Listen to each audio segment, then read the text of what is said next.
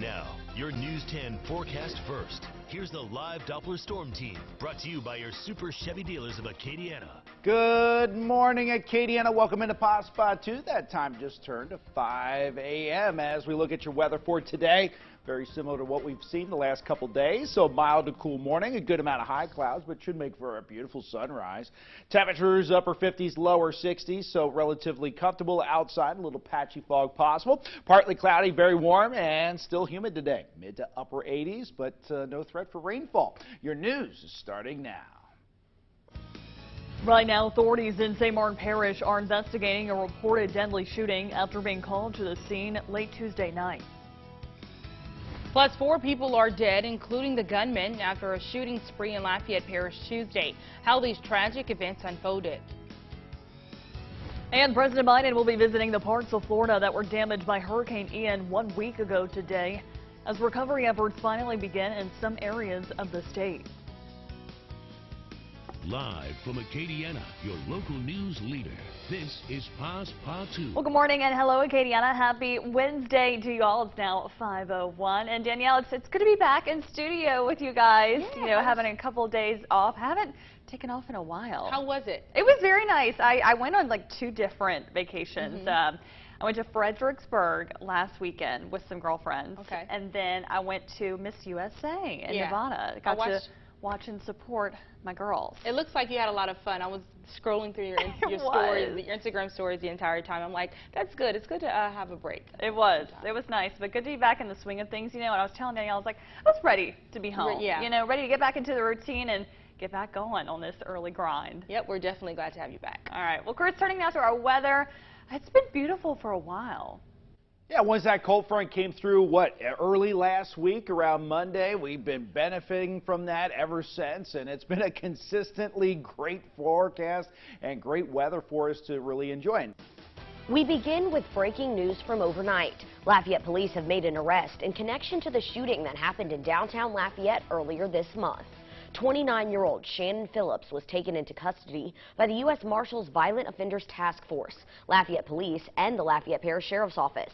Phillips had active warrants for several gun charges stemming from the shooting that happened on May 8th on Jefferson Street in Lafayette. 2 victims suffered non-life-threatening gunshot wounds in that incident. Sergeant Robin Green with Lafayette Police say Phillips was booked into the Lafayette Parish Correctional Center.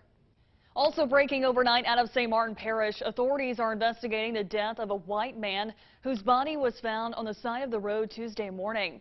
Deputies responded to the 2000 block of Coteau Roder Highway in Arneville around 11:30 Tuesday morning. The cause of death is pending results of an autopsy.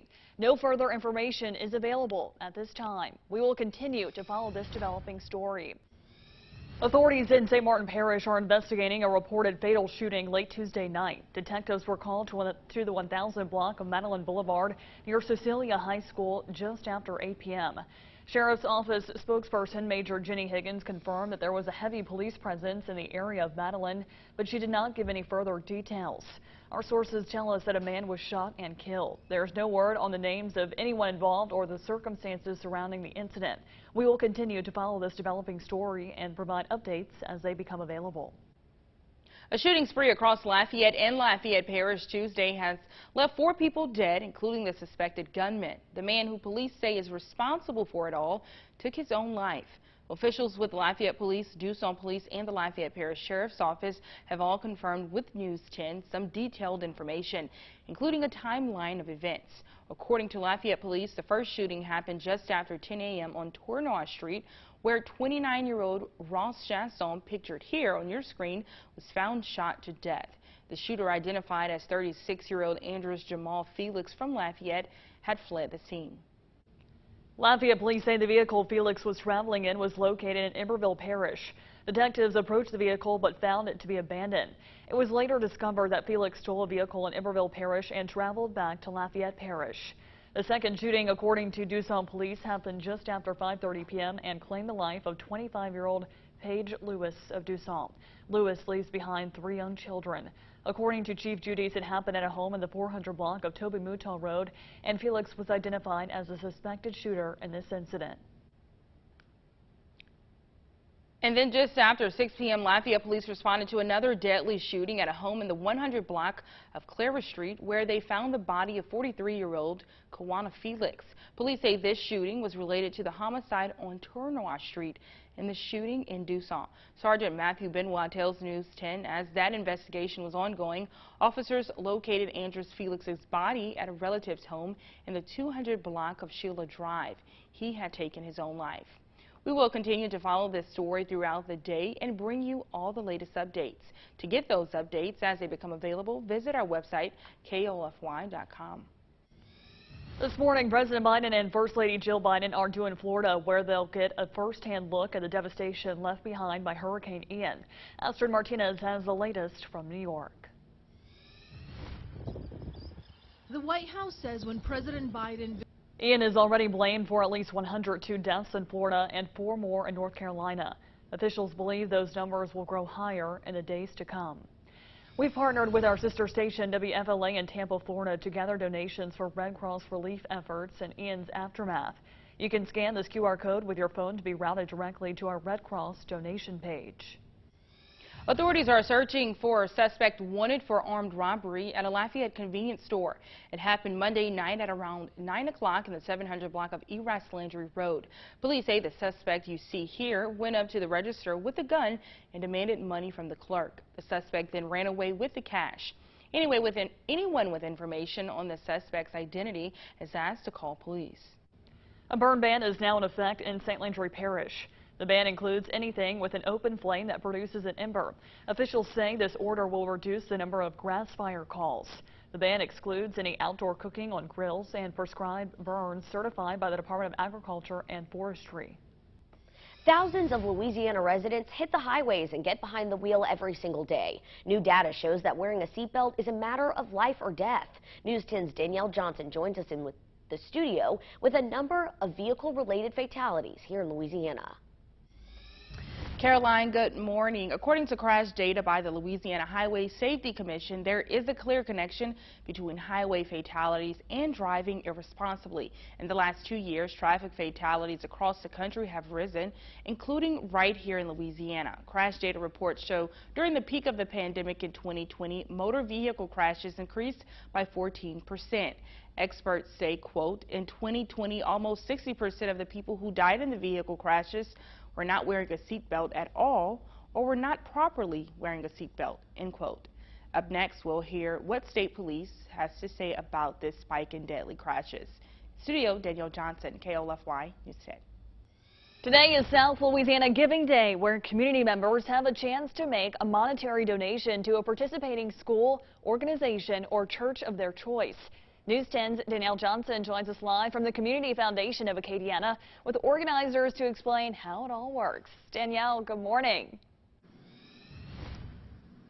Good morning, Sylvia. That's right. It's SOLA Giving Day, South Louisiana Giving Day here at the Community Foundation of Acadiana. With, as you mentioned, schools, churches, organizations, just this one day they receive love, support from the community. Right now I have Ms. Kelly Bro with me.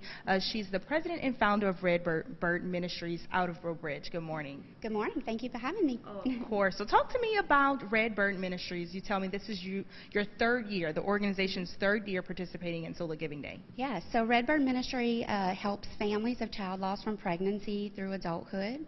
We provide support, spiritual direction, retreats, and we also provide programming for the Catholic Church. And so that other communities across the United States can do what we're doing here locally. Awesome. Now, as I mentioned when we first came on this half hour, you all give your time, treasure, talent throughout the year to these communities, and you have this day, SOLA Giving Day, where you can see just how much of an impact you all have made through monetary donations from the community. When you see those numbers, when you see that support, how does it feel? Well, I know that we serve a large number of people, and so having the community to respond to that need is just a beautiful reminder of the goodness of Acadiana. Everyone is just so generous, and so that's kind of what it means to me. Yeah. Now, of course, these funds that's allocated towards these organizations, schools, nonprofits, it's used so you can do more in your community. What are some goals that Redbird Ministries are kind of focusing on with the funds that are being given from Solar Giving Day? Yeah, so we have a bunch of projects right now that we're working on. We have an app to be able to provide as a crisis hotline to families of loss. We also have a program that we're producing to help our clergy to be able to better receive us. And then we also have this beautiful project that we're working on that will probably launch next year called the Grief Journey, and it'll take people through our app on a journey for healing and restoration. Awesome. Well, thank you so much, Kelly, for joining me this morning. That's Kelly with Redbird Ministries. She's one of the 195 organizations participating in Solar Giving Day. Up next, we'll talk to another organization member. Here in Lafayette, Danielle Johnson, KLFY News 10.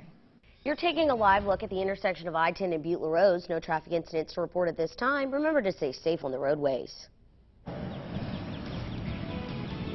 Hello, Acadiana, and good morning. We are live at the Welcome Center on the Evangeline Thruway. Lafayette, baby, let's go, being put on the map with a new documentary that's being released soon across the country. I'm Gerald Grunick. Stick around. We'll tell you all about it, as well as hang out with some of the musicians that are featured in this documentary.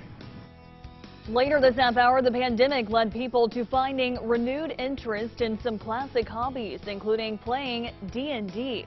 How the tabletop game became popular for a new generation. And we continue to track that line of heavy thunderstorms now just about to cross over the state line. So the western edges of our viewing area, the western parishes here in Acadiana, will be the first to see the rainfall, and then that will continue to march through Acadiana through the next several hours. We'll go over that in the full forecast after the break. The time right now, 5:10. Live from Acadiana, your local news leader. This is Passe Partout. Good morning and welcome into Passe Partout. It is now 5:01. I am Danielle Johnson. Sylvia, today we're talking about the Boudin Festival. Isn't that exciting? That's right. It's also Friday, so that's another exciting thing. Yes, we made it through the weekend. We're on the road this morning, Danielle, live in Scott, and that's where we're going to send things over to News 10's Gerald Brunig. Again, he's live in Scott for the Scott Boudin Festival. They're returning this weekend. Good morning, Gerald. How's it out there? Sylvia, Danielle, good morning. Hope you guys are having a great start to your Friday.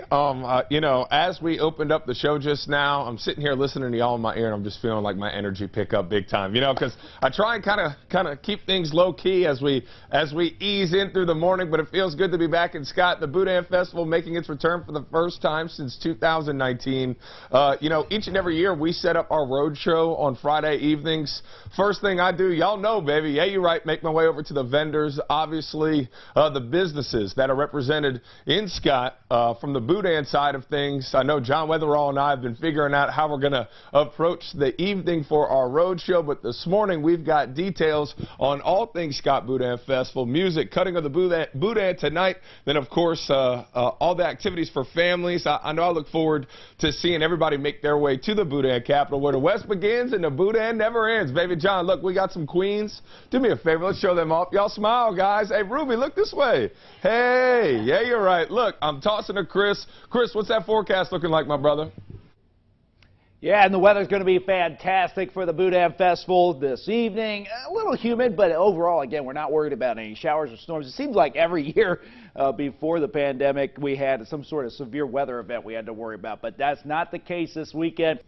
After 2 years away, the Scott Boudin Festival is making its big return today. So let's check back in with News 10's Gerald Grunick for a live preview of the festivities. Gerald, what's going on out there this morning? Danielle, what's going on? Good morning. Hope you're having a great start to your Friday. We got some wardrobe stuff happening. There we go. Cassidy, we ready? I'm just messing with you, man. We had a sash. We can bring the sash in. That's okay. Look, we got to show it off. I'll lay it down on the table. There we go. Look at this. 2022, Baby Miss Scott Boudin Fest. I'm going to make my way around. Her name is what, Cassidy? Good morning. How are you? Her name's Holly. This is Baby Miss Boudin Festival 2022. You ready for a big weekend? Yeah. Nice to meet you. All right, she's been cutting up, John. Look, man, here we go. I can't believe we were ever worried about Ruby. Emily, look, let's talk the music lineup. One that I'm looking forward to. I know Lil Nate tonight. I mean, is there anything you're looking forward to music-wise this weekend? I'm definitely looking forward to Wayne Toops. I think he's a classic go-to that any festival should have. So I'm glad and I'm proud that we have him this weekend. Yeah, so look, Monday on the Acadiana Local Music Spotlight, we featured a bunch of the musicians that are going to be playing this weekend. I know Horace Trahan, Kevin Knockan, some Scott fellas. Let's go. Lil Nate tonight, man. When's the last time have you seen Nate lately?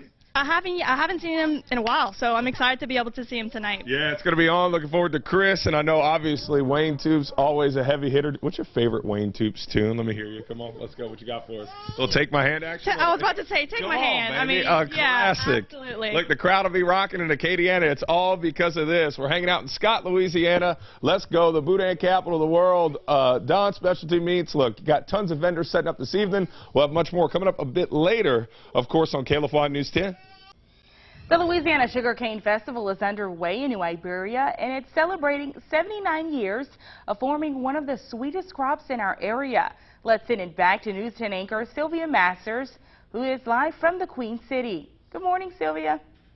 Yeah, Good morning, Danielle. That's right. I'm live here in New Iberia. We're previewing the 79th Louisiana Sugarcane Festival. And joining me now is my special friend. I met him earlier in the week. This is who I was on the farm with, the local sugarcane farm. This is Ronnie Gonzalan. He's a local sugarcane farmer. Been doing this a while, Ronnie. Good morning. Good morning to you. Yeah, I've been doing it a couple of months since 1970. And I've been helping my son and grandsons plant sugarcane this year, and enjoying the hell out of it because it's so much fun. And at this time, I'd like to show you all a little bit of how we basically derive sugar. And sugar is I'm going to take some stalks of cane, and this is what they call a crusher. It's a set of mills that mashes the sugar cane and takes the juice and cuts the juice. So I'm going to turn it on. It's going to be a little noisy.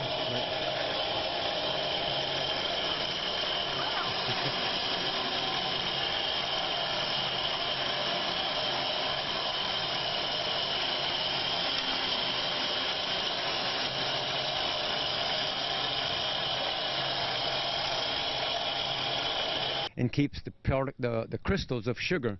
That's where sugar cane produces sugar. That's the process, pretty much in a short version. Wow, we're getting the wrap right now. Thank you so much, Ronnie Gonzalan, talking about this. What a process. Pretty cool. All right, we're live in New Iberia. We'll send it back to you guys in studio. We'll also be at the Acadiana Eats Festival at the end of the month. I'm looking forward to that. Yeah, we said the most. Yeah, we said, okay, we have to go show Joe some support. This is the first one. We're excited about it. Yes, I'm excited. I'm ready. Let's just get to it. Yeah, now, Chris, it's a festival, which means we'll be outside. It's festival season. What do you think we can expect at the end of the month for the Acadiana Eats Festival, but also what can we expect this week? We're going to keep our fingers crossed. I haven't got an invite to the Acadiana Eats Festival yet. So, stop it.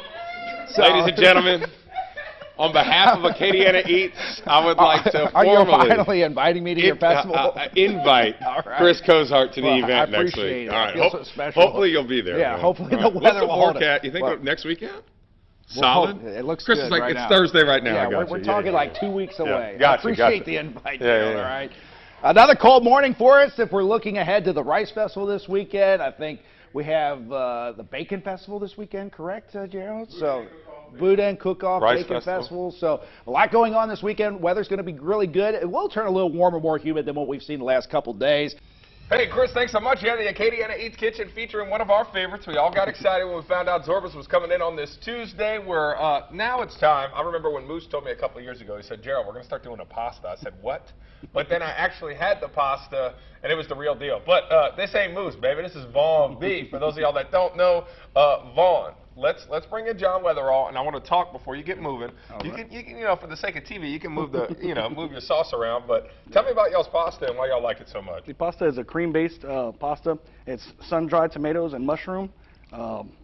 It's really good. It's thick, it hits the soul. All right. Look, speaking of the soul, let's load up this plate, baby. Let's see it hit that plate. Look, John, look how good this looks, bro.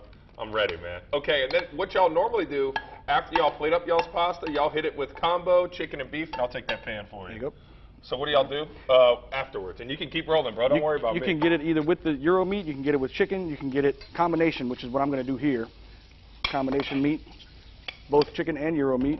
What would you say is like what would you do? Is this how you would do it with the combo? Yeah. Okay. So we're going to have a fête de la nature, where it's a 24-hour event starting at 6 in the morning, where we're going to be looking at every kind of bird and insect, and this sculpture actually is going to be going on at night with a bunch of them, which it's using black ultraviolet light to attract insects. And the neat thing is when we look at these insects, it tells us a little bit about our landscape. 70s with some more rain chances, it looks like sometime mid next week. Not an atmospheric science knowledge quiz on this one. Let's have a little fun with it. We've been talking about the Thanksgiving Day Parade this morning a lot. So what was the first video game character to have a balloon in the Macy's Thanksgiving Day Parade? Is that Pac-Man, Mario, Sonic the Hedgehog, or Pikachu? Please tell me you know all these. All these video game characters. Yeah. Okay, so that was the first obstacle. Which one was the first to have a balloon there in the Macy's Thanksgiving Day Parade? I would think Pac-Man. We like Okay, Pac-Man. I go with Pac-Man because the reason why I say Pac-Man because that's probably the oldest one, right? That's what I was. Well, I think. Let's Okay. take Pac-Man off. We're going to go 1993 was when this one debuted. Oh, I would think Mario. Okay, let's go with Mario. Well, or Sonic, or Pikachu. It is Sonic the Hedgehog was the first one to debut. Yeah, that was the first one I said. I don't know if there's been a Mario one, but there's been Pikachu ones. I'm shocked that there was There's been a couple different video game characters out there. Well, it counts because that was the first one I said. That really was.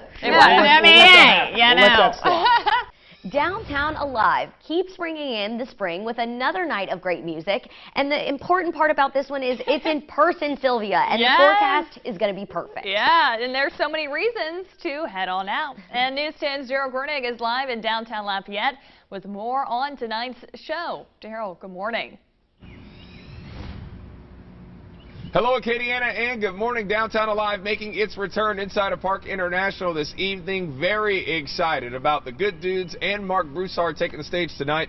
Farley, Evangeline Maid, Anita, Downtown, and Miles, baby, the Good Dudes. Look, Anita, we chopped it up a bit earlier. Miles and I are going to talk music real quick. Your first Good Dudes Downtown Alive performance, growing up outside of the Lafayette area, calling Lafayette home now. The excitement, the feel, the energy you had when y'all got the call to come play an historic event, man, especially the return, too. Absolutely. We were just so excited. I was so excited. I've been coming to Downtown Alive since I was a kid, too. Yeah, man, just really excited to be a part of this event this evening and excited to play before Mark Broussard. Demogorgon, Druid, or Doppelganger, there's something for everyone in Dungeons and Dragons. The fantasy role-play game that started back in the 70s saw its best year ever in 2021, fueled by pandemic popularity and digital tools to help keep campaigns going. As CBS's Naomi Ruckham reports, more fans are now returning to in-person play. Everywhere it touches, it starts to eat into the bones. From the KLFY News 10 Sports Center, we are Acadiana's local sports leader. Hey, thanks, Chris, and good morning, Acadiana. There's so much action to look forward to this weekend, and we always get things kicked off with high school football on 1st and 10. Here are some of the games to look out for in Week 6. The Southside Sharks look to improve to 5-1 on the year as they take on the Como Spartans. The STM Cougars are taking on the North Vermilion Patriots. St. Charles Catholic makes the trip to Abbeville to take on the Wildcats. And my personal favorite this week, a showdown of two 5-0 teams. Ryan Antoine and the Westgate Tigers heading to Turlings for a slugfest against the Rebels. Highlights and scores of these games and more tonight on 1st and 10 following the 10 o'clock news. The Pelicans and host the #1 overall pick from the 2021 draft, Cade Cunningham and the Pistons tonight in preseason play. Zion Williamson hopes to build on Game 1, where he scored 13 points in 15 minutes against the Bulls. Head coach Willie Green has been impressed by Zion since training camp, but understands the team needs to ease him back into game action to avoid injury. He's come in ready to play. He's come in and, he dominated our first practice, and he's been continuing to get better. His conditioning is at a high level, but we still need to make sure that we're just not throwing him out here for 30 minutes at one time. From the KLFY News 10 Sports Center, we are Acadiana's local sports leader. Hey, Trevor. Good morning. Thank you, guys. We're here with Sam DeMuzio, Director of Marketing for the UL Raging Cajuns. We're here all morning with him. We got so much to talk about. So we touched on ticketing, but we want to hit on that again. So, you know, the students are going to get those extra guest passes. Yes, sir. And then how much are the tickets, you know, for just families or anybody that just wants to come to the game? Yeah, so we've already touched on the student ticketing. I mean, we still have our Cajun Dome box offices will open at about 10 a.m. You can get tickets as low as $21. But our main parking opens up at 8 a.m. That's gates 1 and 5. All of our parking stands will open at 10 a.m. right around the same time the box office opens, and that's when the fun's really going to begin. We have one of our TG1 lots almost sold out, so it's going to be a great atmosphere in our tailgating lots. We are joined with Dr. Scott Hamilton this morning, and we're here to talk about something very serious, gun safety. Yes, which is guns are inherently not safe. Right. But kids are getting them and hurting themselves or even killing themselves with them, not to mention all the adults shooting themselves with them. I've taken care of more gunshot wounds the past year than I've taken care of in the previous 29 years of my practice. So something's getting out of hand. Yeah, it's scary. And we were talking, kids know how to operate iPads nowadays. They know how to get into grandmother's medicine cabinets. If they find something like that, they can figure it out. And this is an airsoft gun. This is airsoft, and it's even broken, so again, I won't put Caroline's eye out. Kids can handle these things. They can fire these things. They have enough strength to pull the trigger. If they're pointed the wrong way, they'll hurt themselves or hurt one of their siblings or hurt an adult. These things happen. So, I mean, pistols are just inherently safe. You know, you're not going to go duck hunting with this thing, so there's really no purpose for this thing. The other thing, paradoxically, about having a gun in the house, people feel safer with a gun in the house. It's actually not safe. Actually, the one study, a gun in the house is 47 times more likely to kill a family member than like an intruder and prevent an armed intrusion. Wow. So yeah, so you know, it's one of those paradoxical things. You think you're safer in a car than an airliner, but you're actually safer in the airliner. You think you're safer bringing your baby to bed with you when they have a cold, but they're actually safer in their own crib. The house is actually safer without a gun in it because, again, kids find things, kids play with things, and tragedies happen, and they've happened in Acadiana recently. Very recently, yeah. yes. So if we are going to have firearms in the house, if we are hunters, things like that, make sure to lock them up. Lock them up. Okay, well, here's the safety things. First, really, don't have a gun in the house. You don't want your kid to drown, don't have a pool, don't want your kid to shoot himself, don't have a gun in the house. If you must have a gun in the house, keep it unloaded and locked away so that they can't get to it and shoot themselves with it or a sibling. Teach kids gun safety. There are good gun safety courses. And particularly if a kid's in a house, someone else's house with a gun, they need to be taught to run away. But again, teaching them about guns takes away the mystery so they're not like, ooh, and take it out when no one's looking. From Acadiana, your local news leader, this is KLFY News 10 Morning Rush. The time is now 6:56. Let's get you caught up on today's top stories as you head out the door with the News 10 Morning Rush. I'm News 10's Brett LaFaso. The Lafayette Parish School Board increased penalties for students who make terrorizing threats or threats of violence. This comes after nearly a dozen school threats have been made in Lafayette Parish this school year. Good morning, Acadiana. This is News 10's Dawson D'Amico. In early October, social media threats to Lafayette schools sparked multiple lockdowns during the school hours. And 7-day forecast shows warm temperatures through the weekend, but it looks like rain chances could increase by Sunday and Monday. Could get a pretty strong front in here by the mid parts of next week, pushing our highs into the 70s and lows into the 40s.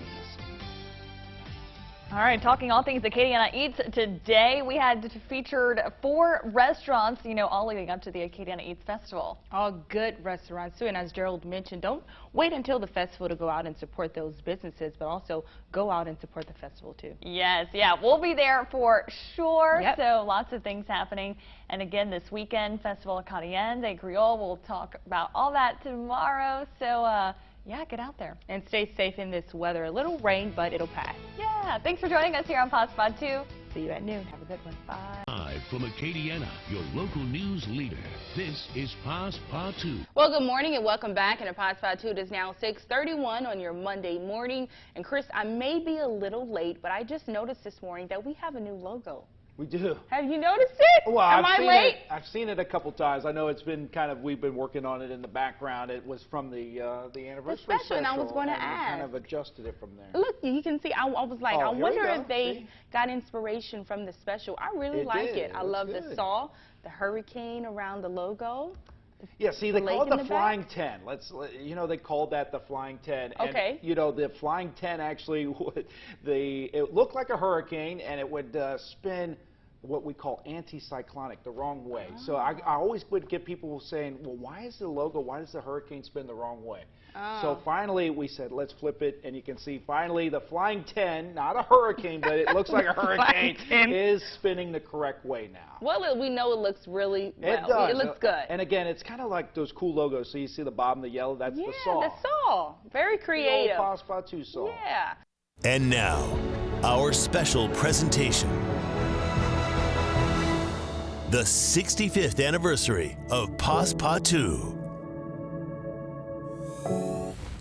Hello, Acadiana, and welcome to the anniversary special celebrating the last 65 years of Passe Partout. For the next 30 minutes, you'll hear about the history of Passe Partout. Danielle breaks down the meaning of Passe Partout, and we catch up with some familiar faces to the Passe Partout airwaves. So let's take you back to the beginning of Passe Partout.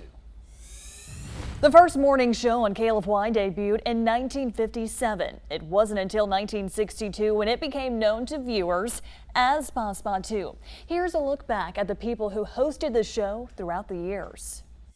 Floyd Cormier began his career at KLFY in 1962.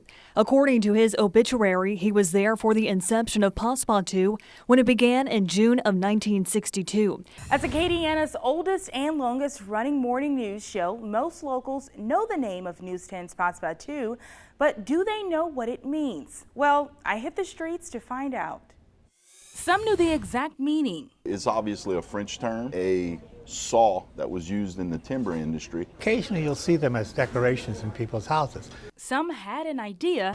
Passe, meaning pass, partout. I should know this, but I don't. I don't want to be wrong. So pass the day with information. I'm embarrassed to say that I don't, but I'm going to take a shot at it. Pass the day. And others. I have no idea. I don't. Yeah, I do not. From Passe Partout's very own Jim Olivier, here is the real meaning of Passe Partout. Passe Partout is written in two words, P-A-S-S-E, P-A-R-T-O-U-T. Literally, the words mean go everywhere. Passe means pass. You'd say pass everywhere. But the name Passe Partout is the name that Cajuns gave to a cross-cut saw years ago. You've seen the two-handled cross-cut saw that they use, cut, timber and wood and stuff with. That's what they call a Passe Partout, and I guess they call it that because you could take it anywhere. Jim Olivier played a major role in shaping the Passe Partout morning show as we know it today. His love for the French-speaking Acadiana culture and Cajun music became the show's main focus. News 10's Gerald Grunick spoke to his wife, Anna Olivier, about the memories she had of her husband, as well as his love for Passe Partout. So I actually met Jim because I would come on the show. I would come on Passe Partout as well as Meet Your Neighbor to do some promotion. I was an RN at the time at Lafayette General, and I would come in to do interviews for Home Care Week and another program we had. And so I knew the power of his reach because he was a local celebrity. He was the face of Acadiana in so many ways. Welcome back. Over the years, Passe Partout has seen its fair share of friendly faces. And up next, I speak to two of the most iconic faces we have, Gary Arnold and Darla Montgomery. Here's just a portion of our interview. Well, off and on about 34, 35 years, I was on Passe Partout. I started with Jim Olivier. Jim kept coming to me saying, Gary, I would like someone from the news department to do the news, because at that time, Jim would tear wire copy and he would read it himself and do it in French and English. And one day, Jim Barron and Maria Palacios said, well, we'll let Gary maybe do it on Passe Partout. So I did Passe Partout for 5 years. I did the weekends for about 2 years before that, and started anchoring with Gary, to be honest. Yes, on the weekends, as a matter of fact. Gary was so willing to help everyone. But the fun times that we had, it ranged from having penguins on the set, chasing those penguins, Gary whispering on the side, no, go this way. In the next story, you'll see how one former Passe Partout anchor turned her childhood dream into reality. But it didn't come without hard work and dedication, but most importantly, support. For Street Corner Camera, I'm Lori Moe now. Back to more News Scan. Lori Steele, known as Lori Moe at the time, started her career in 1991 right out of college. Committed to her childhood dream, she worked her way up to being a household name. I would not give that up for anything. I would do it again and again. Welcome back. Passe Partout was unique to not only Acadiana, but the Cajun Creole French culture. The news was even set in local French. I spoke to a local professor about the impact Passe Partout had on the Creole and Cajun French cultures and what it means to viewers. It was really validating for local television to do programming in French, not only French, but the local French.